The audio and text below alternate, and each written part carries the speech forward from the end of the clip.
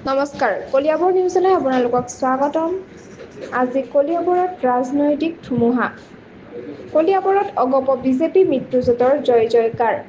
এইবাৰ জিলা পৰিষদ নিৰ্বাচনত কলিয়াবৰত অগপ বিজেপি মিত্ৰজোঁটে দেখুৱালে শক্তি। অগপই অপৰদখলত ৩খন জিলা পৰিষদ আসন জয়লাভ কৰিছে।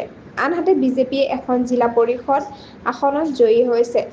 লোকসকলৰ আশীৰ্বাদেৰে মিত্ৰজোঁটে অঞ্চলখনত নিজৰ ভেটি অধিক দৃঢ় কৰিছে। ভোট গণনা কেন্দ্ৰত নিৰাপত্তাৰ কঢ়া ব্যৱস্থা মাজে মাজে চোৱা গৈছিল। লগতে কাৰ্যকৰ্তাসকলে ব্যস্তভাৱে গণনাত অংশ লৈছিল। এই জয়ৰ লগে লগে অগপ বিজেপি মিত্ৰজোঁটে কলিয়াবৰত নিজৰ প্ৰভাৱ পুনৰ প্ৰতিষ্ঠা কৰিলে।